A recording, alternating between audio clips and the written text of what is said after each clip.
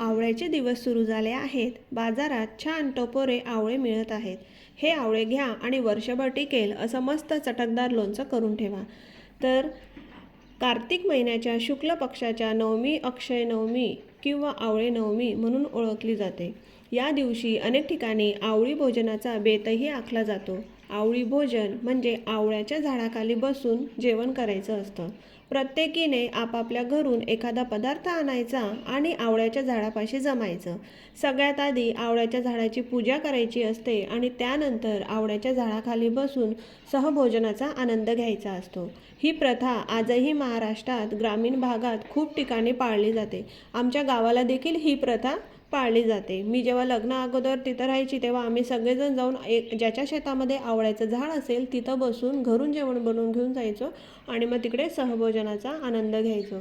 आवळ्याच्या झाडाचीच पूजा का, असा प्रश्न आपल्या मनात तुम्हाला जर येत असेल तर त्याचं कारण असं आहे की जी प्रथा आहे त्याच्या कुठल्या प्रकारची प्रथा आहे ते मी तुम्हाला सांगते. तर आवळ्याच्या झाडाचे महत्त्व, त्या झाडाचे आणि आवळ्याचे औषधी गुणधर्म महिलांना कळावेत.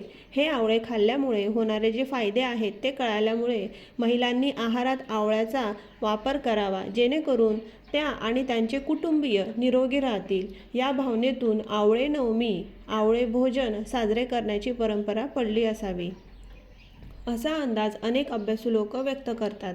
ही गोष्ट अगदी बरोबर आहे. आवळा हे फक्त अतिशय आरोग्यदायी असून त्याच्या नियमित सेवनामुळे अनेक आजारांचा धोका कमी होतो. आवळ्याचा मुरब्बा, आवळ्याची सुपारी, आवळ्याचा कीस असे अनेक पदार्थ या दिवसात घरोघरी करण्यात येतात. आता आवळ्याचं चटपटीत लोणचं कसं करायचं ते आपण बघूया. या लोणच्यामुळे जेवणाची रंगत तर वाढतेच, पण त्याचबरोबर आरोग्याला अनेक फायदेही होतात.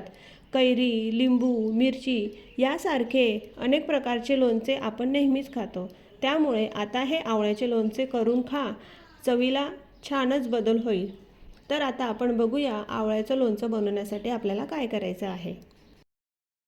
आवळे आपण जेव्हा बाजारातून आणतो त्यानंतर त्यांना स्वच्छ असं धुवून घ्यायचं आहे. धुतल्यानंतर ते पुसून घ्यायचे आणि मग ते आवळे खाली आपण एक पातेलं ठेवायचं आहे, त्याच्यात पाणी टाकायचं आणि वर गाळणीमध्ये आवळे ठेवून वरून झाकण ठेवून आपल्याला ते वाफवून घ्यायचे. 10 ते 15 मिनटं आवळे आपल्याला वाफवून घ्यायचे.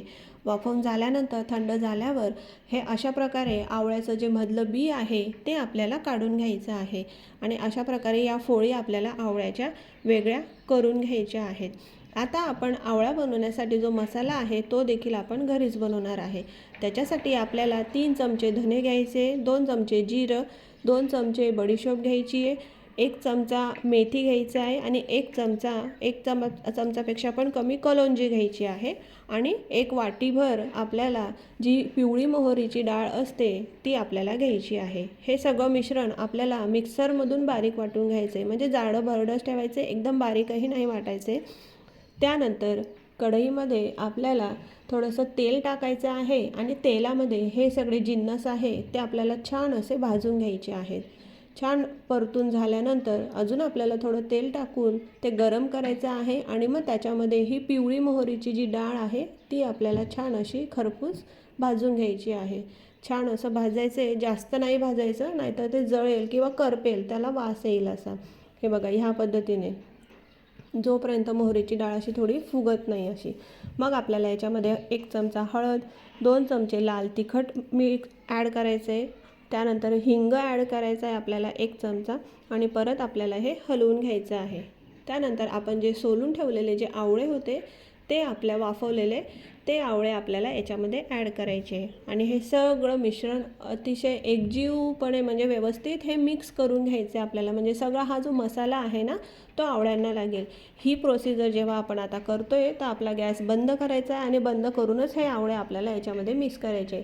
यांना जास्त आपल्याला शिजवायचं किंवा गॅसवर आपल्याला हीट नाही करायचं आहे. तर आता जेव्हा आपण ते मसाले भाजले त्यानंतर जेव्हा आपण आवळे टाकतो तर गॅस बंद करायचा आहे टोटली आणि मग आपल्याला आवळे त्याच्यामध्ये मिक्स करायचे.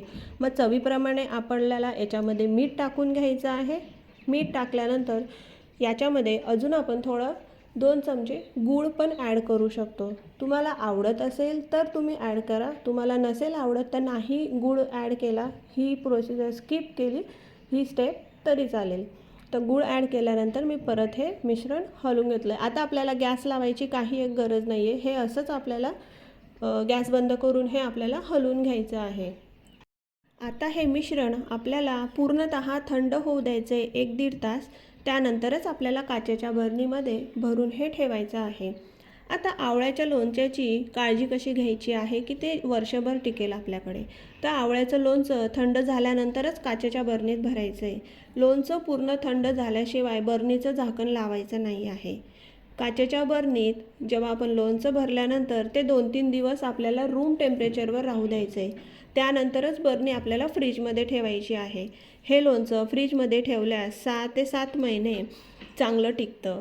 बरणीचं झाकण सैल ठेवायचं आहे. एकदम घट्ट नाही लावायचं आहे. लोणच्याला ओले खरगटे हात लावायचे नाही आहे. असं जर तुम्ही केलं, ओले किंवा खरगटे हात लावले, तर आपल्या लोणच्यावर लवकरच वरती बुरशीसारखा पदार्थ हा येतो. तर लोणचं हे नाही टिकणार. तर अशा पद्धतीने तुम्ही पण ह्या हिवाळ्यामध्ये आवळे स्टोअर करून ठेवू शकतात आणि आपलं आरोग्य हे चांगलं ठेवू शकतात आवळे खाऊन. तर तुम्हाला ही माझी रेसिपी कशी वाटली ती मला कमेंट बॉक्समध्ये नक्की सांगा. रेसिपी आवडली असेल तर लाईक करा, शेअर करा, बेल आयकॉनचं बटन प्रेस करा, म्हणजे तुम्हाला माझे सगळे व्हिडिओ जेव्हा मी अपलोड करते त्याचं नोटिफिकेशन येणार. पहिल्यांदा व्हिडिओला व्हिजिट केली असेल तर चॅनलला सबस्क्राईब करा नवनवीन व्हिडिओ बघण्यासाठी. तर चला भेटूया पुढच्या अशा नवीन व्हिडिओमध्ये. तोपर्यंत टाटा बाय बाय.